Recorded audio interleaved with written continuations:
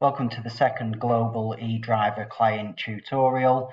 Now we've done the basic admin, we want to have a look at building some forms for our team who are working away using the app to be able to use. So if we go into system management and into the template section, what you'll have in there as standard are a vehicle checklist, to DVSA standard, so they're replicated from what DVSA recommend for both HGVs and light commercial vehicles. So you'll see there those are both inactive. You could go in, you could have a look at them. If you're happy with how they are, then you could just make those active and carry on. What you might want to do is make some amendments. So for example, we want all these fields to be mandatory.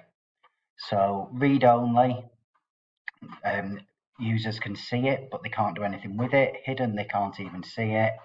And if we change the required to yes, that then becomes a mandatory field. And you can work through all of those on the checklist that you wanted to make mandatory.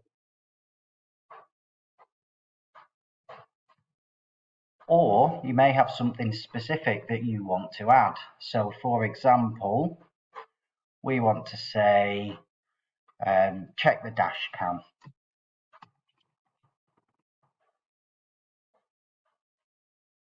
And what do we want to do? This is where you select what sort of a field you want it to be. And you can have a play around with this and just change it as and when you need to until you're happy with what it does. So a text field, they can type in free text. Text area is a larger one. Date, time. Drop down we will probably cover off separately. In the case of a vehicle checklist, we want it to be a switch. Default value is no. Is it required? Yes.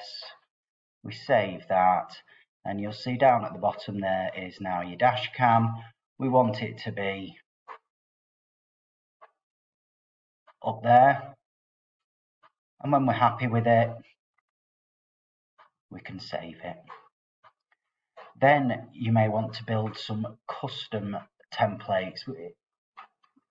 A big driver, excuse the pun, with global eDriver is to reduce paper, to help customers reduce their carbon footprint by replicating any forms that they currently use in a paper format to electronic. There's clear business benefits to that with the speed the information reaches where it needs to go, but there's also a massive environmental impact.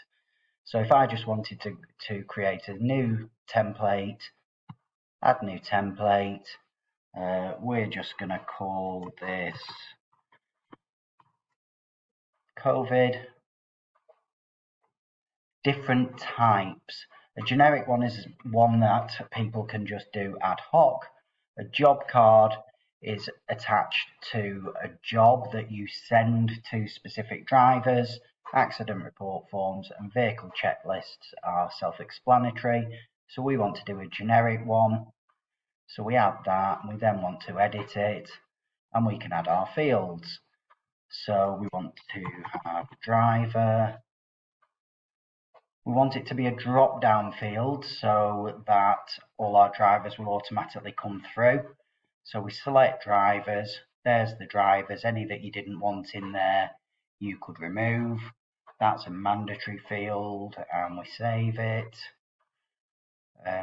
You can add hidden fields in as well. So things like the date. You want to know the date, but you don't particularly want your team to waste time typing that in when we can get that information from your phone. So we just make it hidden. Likewise, time.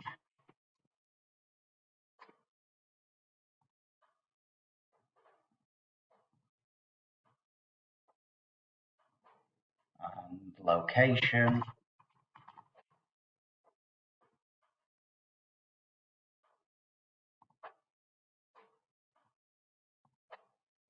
So that will come back in the form to you, but your driver doesn't need to fill it in.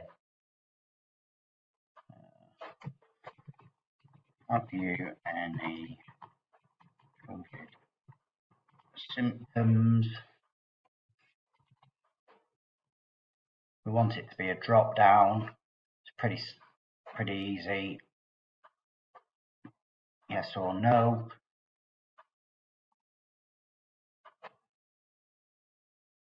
Mandatory.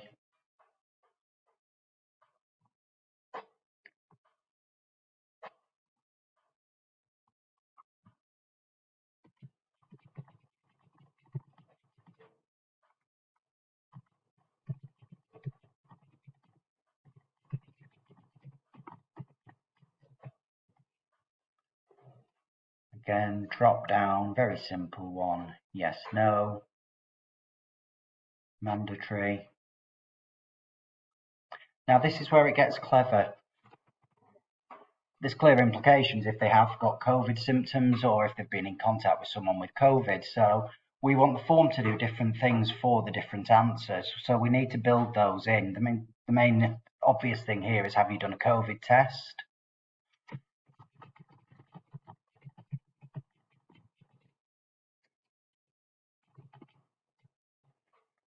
Again, that's a yes or a no answer. So drop down, yes, no.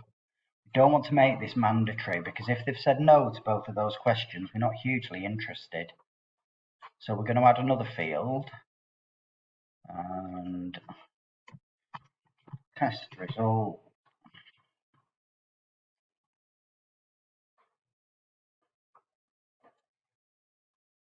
Again, drop down field. Now what we want to do here is add our own answers. So we could just add negative, positive. So it's still going to give a drop down menu and a choice, but it's a choice of what we want it to be. So that could be anything. That could be parts that have been used, for example. Now we want the form to behave in different ways. So if we go into have you any COVID symptoms, we want to add a trigger. So add trigger, trigger type on field change, field equals, yes. What do we want that to do? Well, in fact, let's do it the other way around. Field equals no. So in that case, we want to hide, have you done a COVID test, and the test result.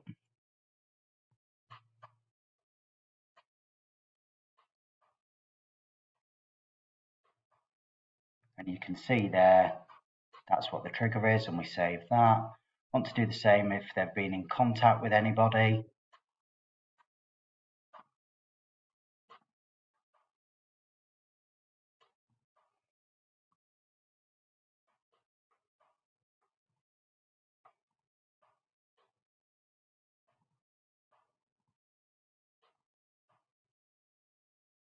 And we save that.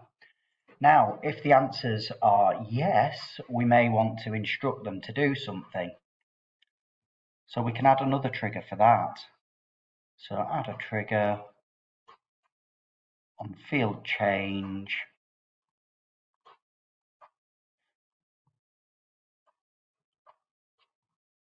We want to have a pop-up message. Please contact your line manager immediately and avoid any human contact.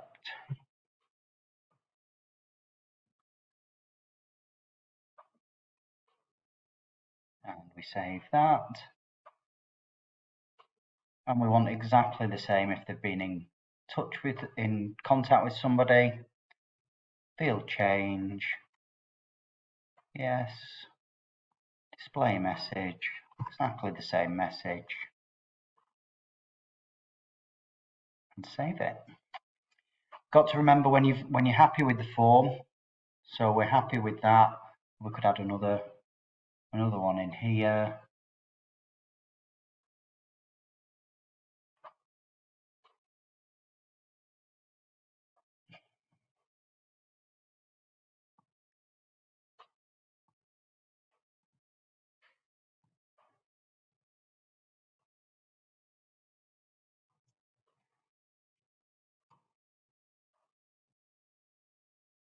go. And when you're happy with it, you save it. You'll see everything's still inactive. So we would then activate that form. It changes so you can then deactivate it. And that is then available on the app for your staff members to complete. And that's how you build a form.